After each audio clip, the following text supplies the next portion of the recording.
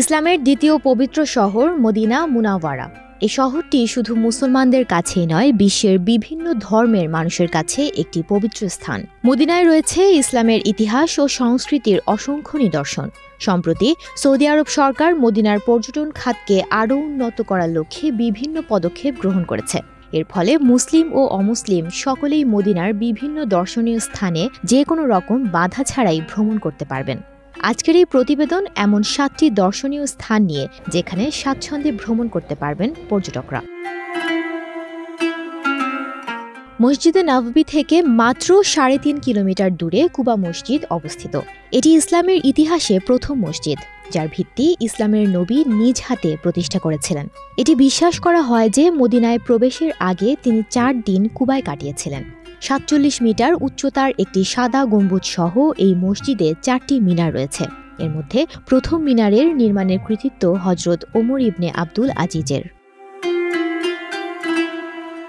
সিরিয়ার রাজধানী দামেস্কে ও মদিনার মাঝে সংযোগ স্থাপনের জন্য 1900 সালের দিকে হিজাজ রেলওয়ের নির্মাণ কাজ শুরু করা হয়েছিল, কারণ সে সময় দামেস্ক থেকে মক্কায় পৌঁছাতে অন্তত 40 দিন সময় লাগত। যাত্রাপথে শুষ্ক মরুভূমি আর পাহাড়ি পথ পাড়ি দিতে গিয়ে কাফেলার বহু যাত্রীর মৃত্যু হতো। কিন্তু 1908 সালে এটি চালু হলে সেই 40 দিনের যাত্রা নেমে আসে মাত্র 5 দিনে। যদিও প্রথম বিশ্বযুদ্ধের সময় এটি ক্ষতিগ্রস্ত হলে 1916 সালে এটি বন্ধ হয়ে যায়। এখানে প্রথম শতাব্দীতে নাবাতিয়ান সাম্রাজ্যের ধ্বংসাবশেষ পাওয়া যায়। সেখানে পর্যটকদের জন্য 111টি সমাধি উন্মুক্ত করা হয়েছে। সেখানকার গুহায় প্রাচীন চিত্রকর্মের চিহ্ন পাওয়া যায়। প্রথম হিজরি সালে নির্মিত ইসলামী যুগের সূচনার অন্যতম নিদর্শন এই স্থানটি। এটি কাদা ও পাথর দিয়ে তৈরি করা হয়েছিল। মেঝের কোথাও কোথাও আবার ইটের টাইলস ও লাভা পাথর আছে। এখানে 3টি বিশাল বাগান, একাধিক কক্ষ ও রান্নাঘর রয়েছে। কক্ষগুলো প্রাচীন স্থাপত্য ও আসবাব দিয়ে সজ্জিত। একটি জলকূপও রয়েছে এখানে। ধারণা করা হয় মক্কার তীর্থযাত্রীরা পানি পান করার জন্য এই জলকূপটি ব্যবহার করতেন। মদিনার বনু সালামা এলাকায় অবস্থিত এই মসজিদ সম্পর্কে বলা হয়, 2 হিজরিতে এই মসজিদে নামাজের সময় কিবলা পরিবর্তনের নির্দেশ পাওয়া যায়। ইসলামের নবীর সাথে তার সাথীরা নামাজের সময় জেরুজালেমের আইবাইতুল মুকাদ্দাসের পরিবর্তে মক্কার কাবার দিকে মুখ ফিরিয়েছিলেন। মসজিদের ভেতরের অংশটি গম্বুজ বিশিষ্ট এবং বাইরের খিলানটি উত্তর দিকে।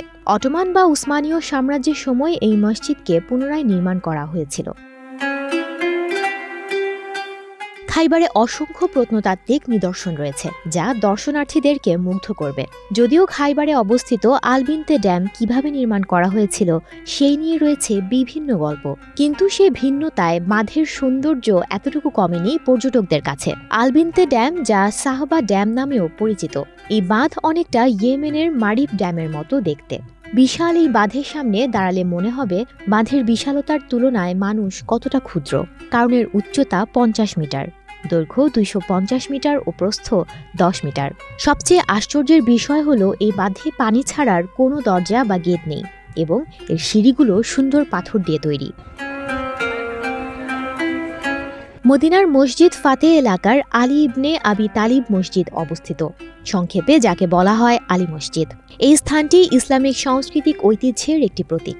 এটি নির্মাণ করা হয়েছিল 706 ও 712 সালের মাঝামাঝি সময়। এই মসজিদের দৈর্ঘ্য 31 মিটার বা 93 ফুট এবং প্রশস্ত 22 মিটার বা 66 ফুট। এর 7টি গম্বুজ রয়েছে। আলী মসজিদ যে জায়গাটিতে নির্মাণ করা হয়েছে, সেখানে ইসলামের নবী ঈদের নামাজ আদায় করেছিলেন। তার মৃত্যুর পর হজরত আলীও একই স্থানে ঈদের নামাজ পড়েছিলেন। মদিনার প্রাচীনতম কবরস্থানের নাম জান্নাতুল বাকি। এটি মসজিদে নববীর কাছেই অবস্থিত। ইসলামের নবীর অনেক সাহাবী ও পরিবারের সদস্য সহ অনেকেই এখানে সমাহিত। বাকি মানে সেই জায়গাকে বোঝানো হয় যেখানে বন্য গাছপালা পাওয়া যায়। এই কবরস্থানে প্রবেশের জন্য উত্তর, পূর্ব ও পশ্চিম দিক থেকে 3টি প্রবেশদ্বার রয়েছে। মদিনা একটি আধ্যাত্মিক এবং ঐতিহাসিক শহর। ইসলামের ইতিহাস ও সংস্কৃতি সম্পর্কে জানতে চাইলে পর্যটকদের জন্য মদিনা একটি উপযুক্ত শহর। সুমনা মুস্তফা, প্রবাস খবর।